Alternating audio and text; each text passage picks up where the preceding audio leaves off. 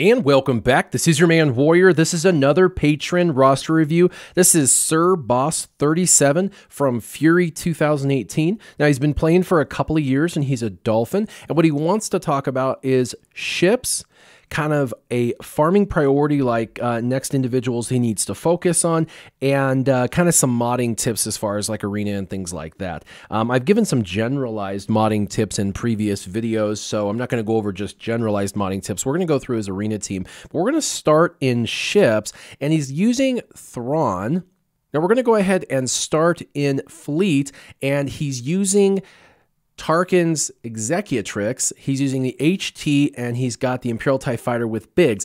A very tanky beginning. The only problem with having two tanks at the beginning is you give people a choice as to who to kill, which means Biggs is a lamb to the slaughter. So you definitely want to move Biggs into reinforcement if you're going to use him. What I suggest to replace Biggs is actually your Ghost, one of your more powerful ships. I know you're going to have to put more work into the crew, which is a nightmare because there's two tanks, which means this is going to be Carbonti hell and stun gun hell. I guarantee it. I remember it well, but it's 6-star.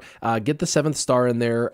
Get the crew abilities up, and the way to do that is get their gear up. All you have to take them up to is 11. I know that sounds like a lot, but get them to 11. Ghost is viable now, and he will be viable in the future as a ship. So definitely want to make sure that you go ahead and take the time to invest into this ship. Now, with that ship, you're going to also be using the Phantom 2 as your first reinforcement. It's going to help you flood the field, and with Phantom and Ghost, those two together on the field together, it is super frustrating. They have, one taunts, and then it gets foresight and they miss, and then the taunt goes away and it goes stealth, and then vice versa, just back and forth and back and forth. You already have Ezra really well, and Chopper just needs to go up a tiny bit more, just from 10 to 11. That's it. And then you can max his crew power out. And then, of course, you're going to need to get Sabine from 8 to 11. But once you do that, this is going to be amazing. And right now, the reinforcement ability is the best part, which you, good luck, already have maxed out. Very cool. Now, some no-brainer reinforcements would be TIE Advanced. Obviously, you're probably already using the TIE Advanced. And then I also already had suggested you move Biggs to the backup. And I want to show you Biggs really quick. And if you look, his reinforcement ability helps him gain protection up for 2 turns. But what's really cool, and it gets even better than that, but what's really cool is he can provide a target lock when coming in, and he automatically gets to use his special when he comes in. So all you have to do is have him in reinforcements. He comes in, he gets a bunch of bonus protection.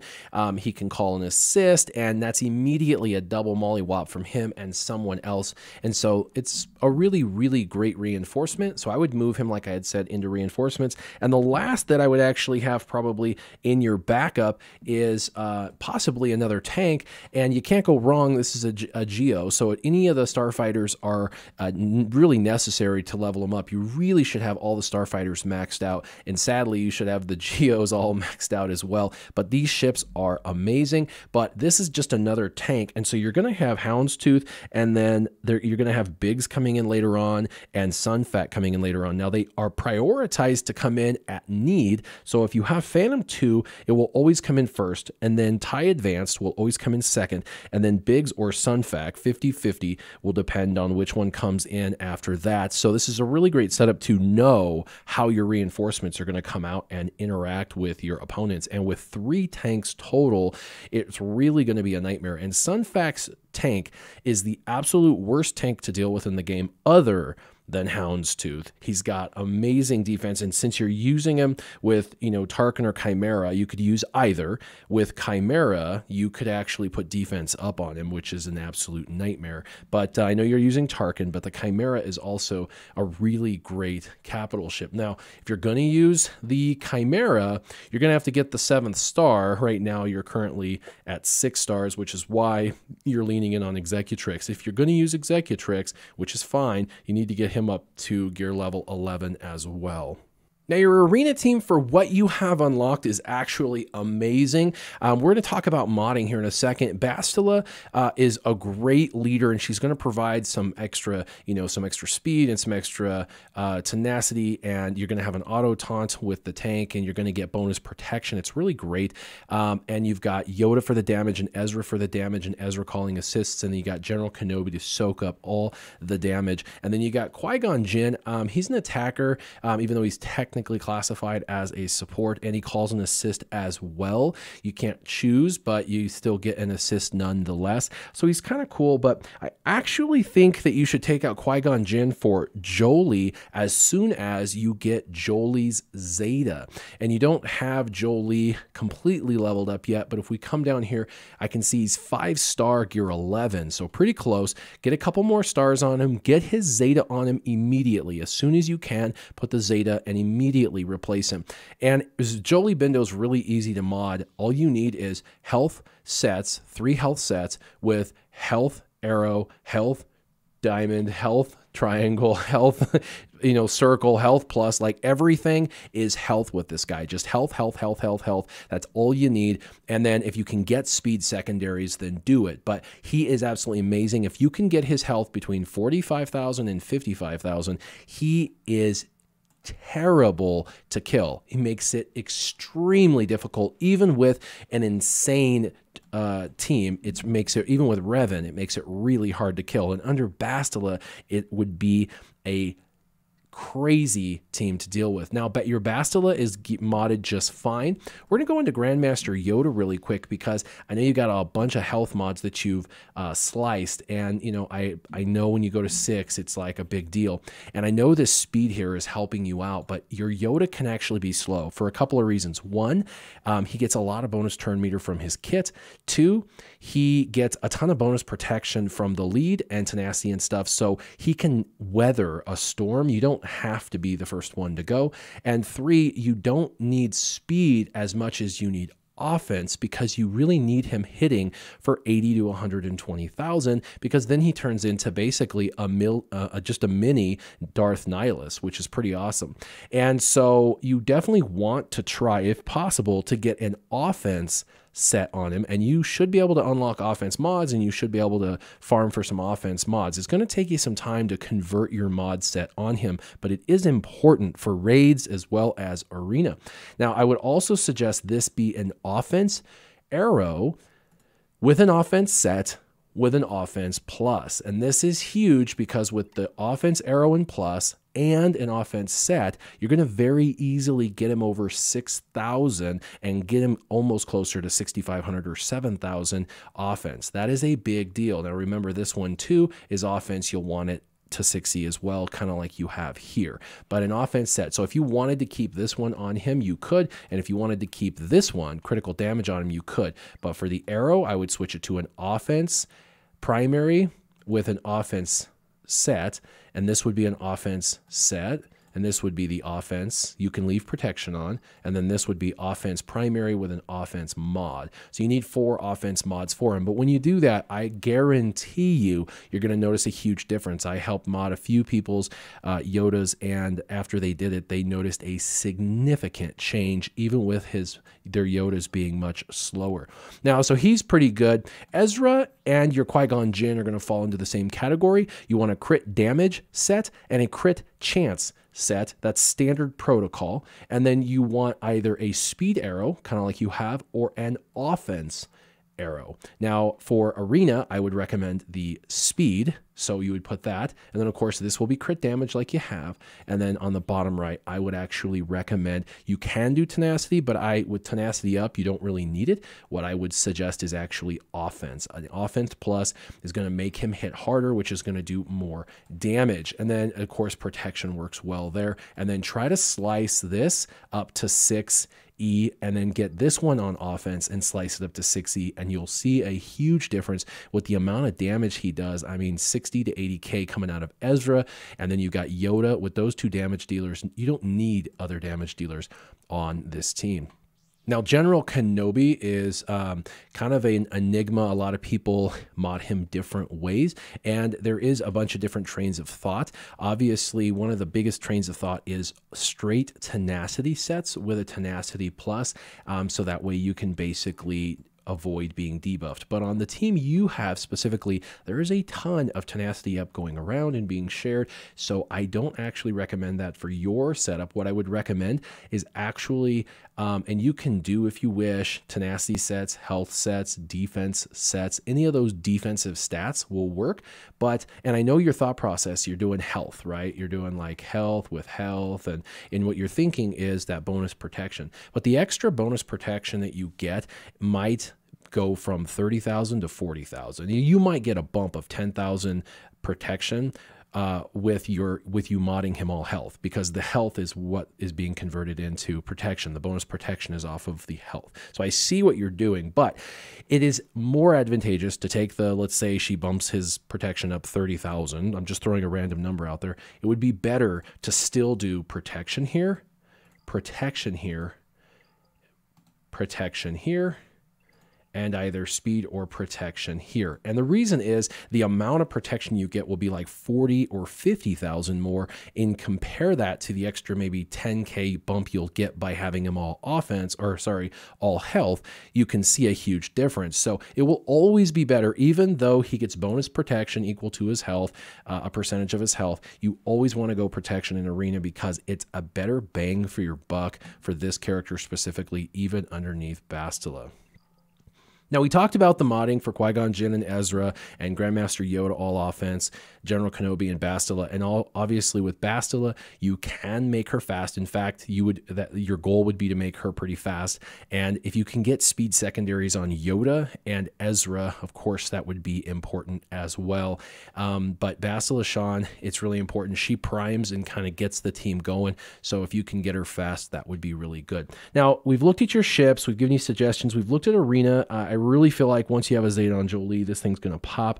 But we're going to go ahead and look at farming priorities. There's a couple of teams you really need to finish, and then a couple teams you really need to kind of dig into. So let's go ahead and do that. All right, well, after looking at all of the things you're looking at and my new 5-pillar system that I have, I went through your entire team through my 5-pillar system, and I got stopped in Pillar 3 at Old Republic, and I noticed your Old Republic needs some work. Now, I've already told you, and I think you're working on Jolie Bindo, so that is good. Keep going, but T3, Mission, and Zalbar, and their T3 and Zalbar are relatively easy to get up to 7 stars. I mean, Zalbar's on a pretty low node, like level 4 or 5. T3, same thing, not a big deal. Mission takes a little longer, higher nodes, slower grind. So definitely Mission is kind of the slow thing, but so you know Revan is one of the top 3 characters in the game. You've got obviously Thrawn, and then you have Revan, and then you have Darth Traya. So with those 3 characters, he definitely places in the top 3.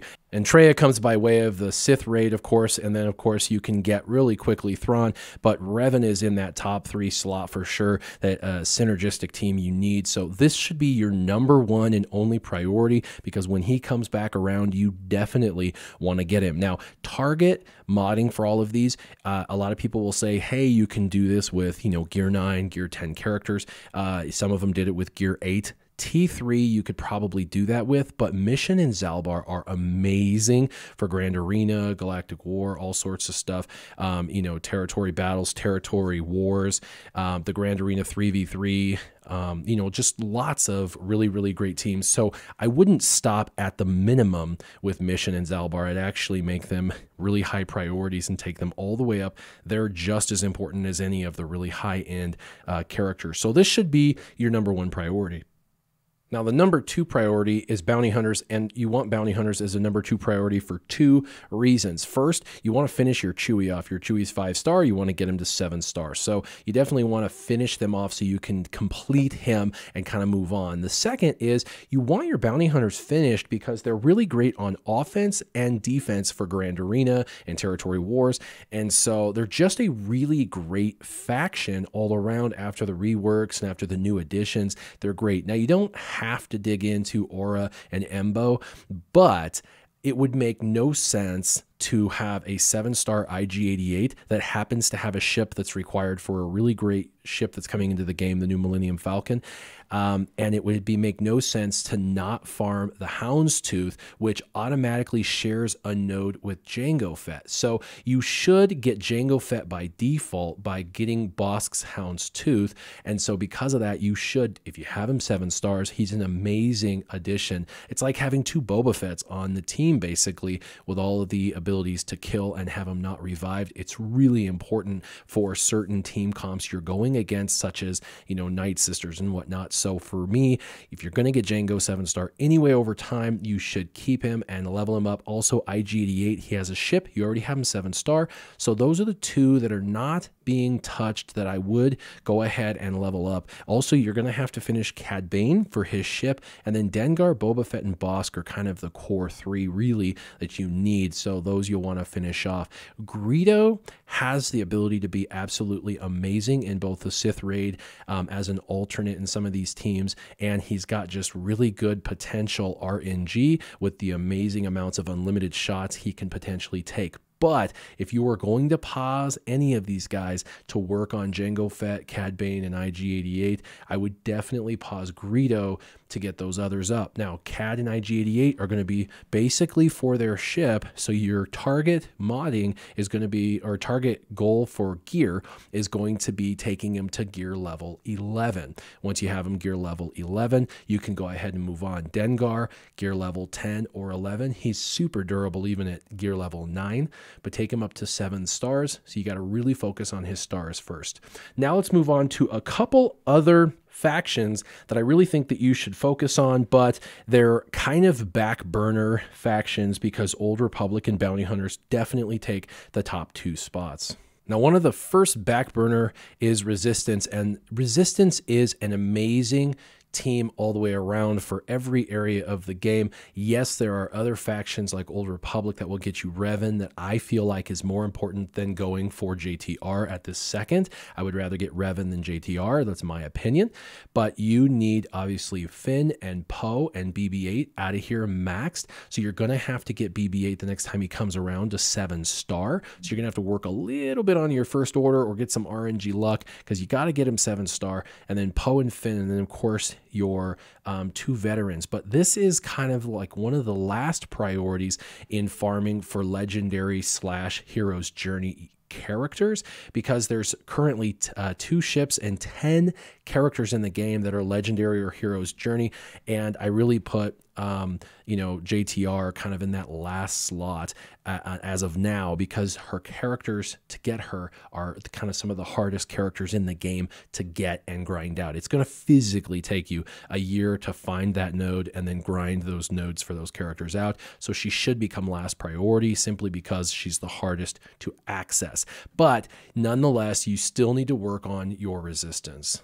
And then lastly on the back burner would be Ewoks, and you are kind of getting their stars, and so that's good, but you want to get 7-star Poplu, who's actually not too bad to get up, Wicket, who's now farmable, crazy enough, Logray, pretty easy to get, Chirpa, pretty easy to get, and Elder, you already have 7 stars. Once you have those 5 7 stars, you need to just start working their gear up. Your target is going to be gear 10, and then a Zeta on Chief Chirpa. So big deal, because you get C3PO. Right now, C3PO is a bit broke, especially in certain areas of the game. There are ways to just get a ridiculous amount, and I know they're working on a fix, and once they have that fix out, he might be a little less impressive, and he's definitely going to be really focused with Resistance, whom you have kind of on the back burner, and then also Rebels, whom you have pretty good. So C3PO is a higher priority than, you know, RJT, but definitely I still suggest going for Revan before C3PO, and I suggest finishing off Chewie before C3PO. Chewie is absolutely amazing in a Rebels team comp. Sirboss37, you're doing really well. You know, with Fleet, you can tell you're focused. Don't give them a chance to kill your bigs while Houndstooth is out. Remove him, put him in the back lineup, and put in Ghost. You'd be surprised. The AoE damage, the stealthing, the foresight on Imperial TIE Fighter, it's gonna make it really, really hard to hit those two ships, and they have to go after your Houndstooth, and that's gonna give you the opportunity. If they happen to chew through your Houndstooth, it's not the end of the world because you're gonna have two other tanks in your reinforcements. As far as arena, I would replace Qui-Gon Jinn, of course, with Jolie as soon as you have a Zeta on Jolie, and I would do the Zeta immediately if you have a Zeta sitting around. But you're doing really well, you know, for being a dolphin, meaning you invest just a little bit of money here and there. You've done really well for yourself. So I hope that you keep this going. Stay focused. If anyone has any suggestions for Sir Boss, leave them in the comments down below, and keep your gaming on. Warrior out.